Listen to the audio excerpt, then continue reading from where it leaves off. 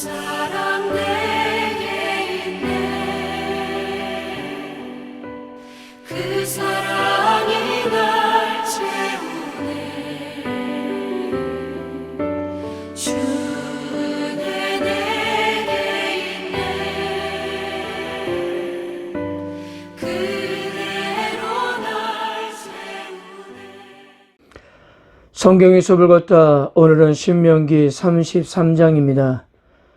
신명기 27장부터 모세는 가나안 땅에 들어갈 이스라엘 백성들에게 복과 저주에 대한 내용을 계속적으로 선포했는데요.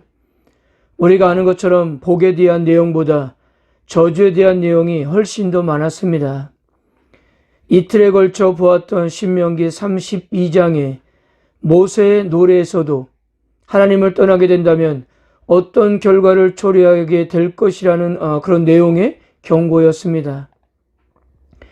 이처럼 너무나도 강력한 경고가 연속적으로 선포되어서 이스라엘이 과연 축복받은 민족인지 의심스러울 수도 있습니다. 이들이 과연 하나님의 축복을 받을 수는 있는 것일까요? 그런데 처음부터 끝까지 그들에게 복을 빌어주는 신명기 33장은 그런 우리의 모든 우구심을 한 방에 잠재우고 있습니다. 1절은 이렇게 시작합니다. 하나님의 사람 모세가 죽기 전에 이스라엘 자손을 위하여 축복함이 이러하니라. 모세는 이제 자신이 죽기 전에 이스라엘 백성을 마음껏 축복을 합니다. 이 신명기 33장은 모세의 유언적 축복 기도라고 그렇게 생각하면 될 것 같습니다. 창세기 49장에서도 야곱은 자신의 12아들을 축복했습니다.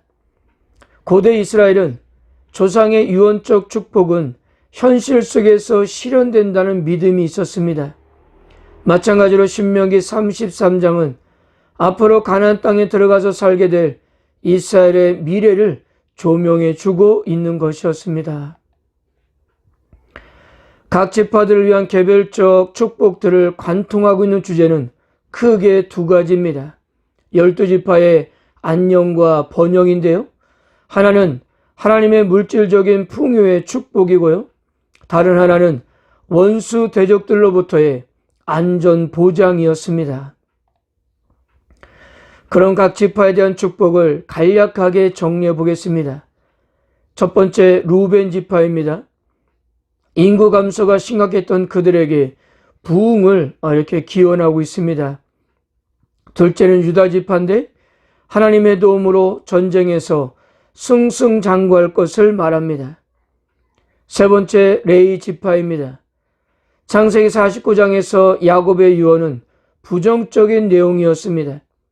이스라엘 지파 중에서 흩어지는 지파가 될 것이고, 즉 독립적인 영토를 갖지 못하는 지파가 될 것임을 예언했는데요. 그런데 여기서는 그 흩어짐이 긍정적으로 해석되고 있습니다. 이렇게 부정적으로 예언된 레위 지파가 어떻게 여기서는 우림과 둠임을 맡은 거룩한 중보자 지파로 거듭날 수가 있었던 것일까요? 그들은 하나님의 시험을 통과해서 그 신실함이 입증되었기 때문입니다. 출애굽기 32장과 민수기 25장에서 이스라엘 백성들이 하나님을 반역할 때 레위 지파는 하나님 편에 서서 신앙을 지키고 반역한 자신의 친척들까지 처형한 열심을 보였기 때문입니다.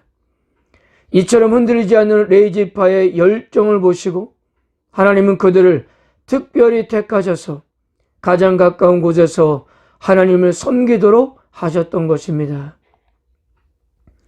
네 번째는 베냐민 지파입니다. 베냐민 지파가 누리게 될 지정학적 안정성과 견고성을 예언합니다.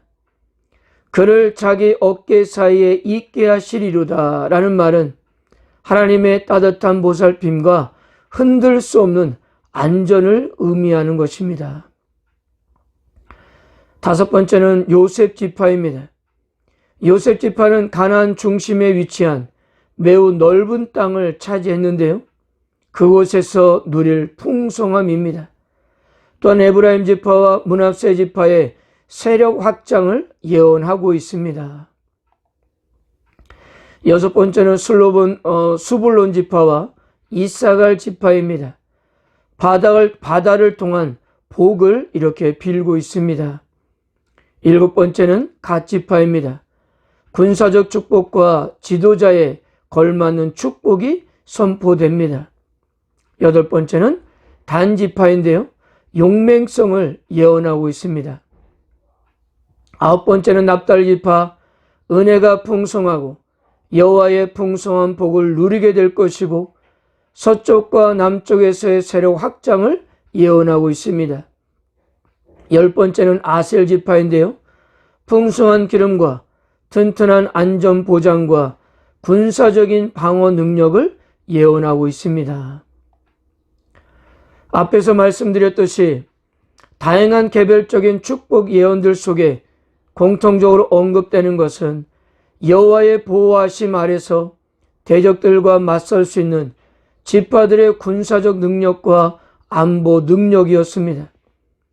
이스라엘의 각 지파에게 이런 축복이 이어질 수 있는 것은 하나님의 섭리적인 돌보심이 토대를 이루고 있었기 때문이었습니다.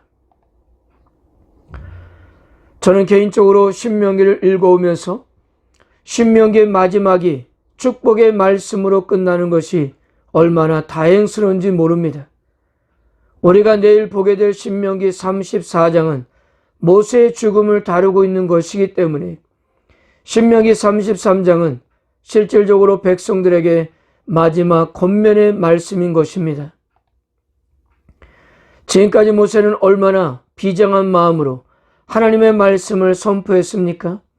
이스라엘 백성들이 가나안 땅에서 하나님을 떠나지 않게 하기 위해서 어떻게 보면 반협박에 가까운 저주의 말씀들을 선포해 왔습니다.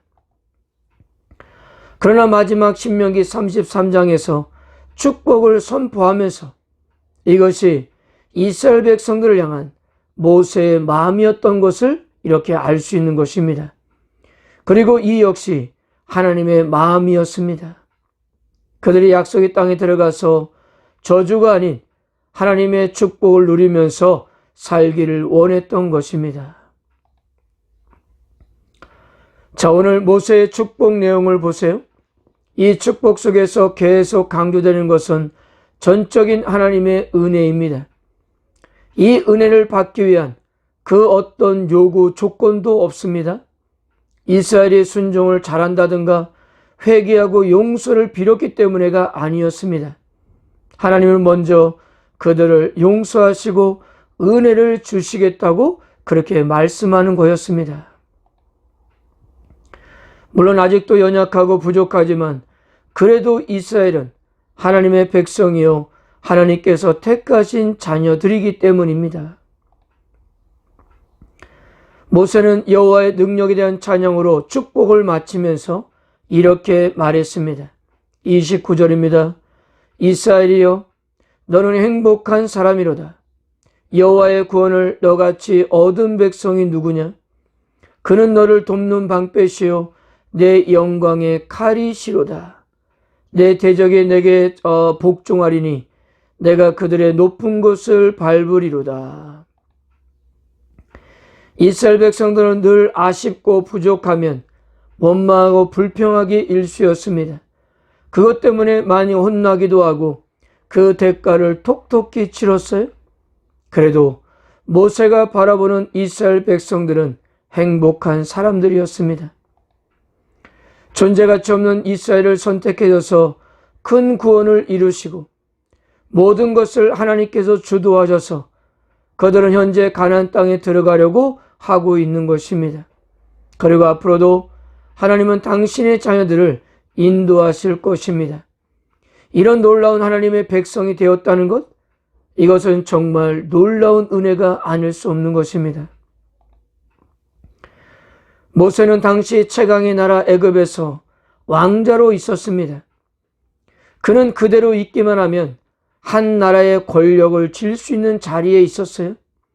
그러나 그는 바로의 공주의 아들이란 칭호를 거절하고 하나님의 백성들과 함께 고난받기를 선택했다고 신약의 히브리서가 그렇게 증언하고 있습니다.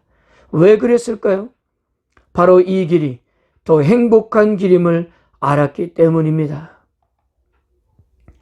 사랑하는 성도 여러분, 여러분들은 구원받은 사실에 대해서 얼마나 감사하고 있으십니까?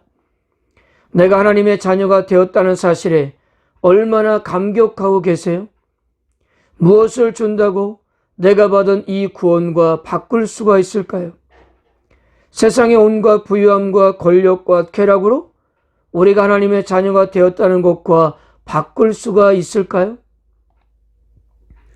죄와 사망과 영원한 형벌에서 구원을 받은 저와 여러분은 그러므로 얼마나 감사하면서 살아야 하는 것일까요? 정말 이 엄청난 은혜를 생각하면 우리가 얼마나 행복한지를 알 수가 있는 것입니다. 사랑하는 성도 여러분, 우리를 선택해서 자녀 삼으신 하나님은 우리의 영원한 하나님이 되십니다. 우리 모두가 이 구원의 하나님으로 기뻐하시기를 축복합니다. 나를 구원하여 자녀로 삼으신 그 하나님 때문에 행복해지시기를 축복합니다. 비록 나의 상황이 어렵고 힘들고 미래가 불확실하고 내가 많은 것이 부족하더라도 당당하게 나는 하나님의 자녀로서 행복한 사람입니다 라고 외치시기를 바랍니다. 오늘도 그 감격으로 살아가시는 하루가 되시기를 주님의 이름으로 축복합니다.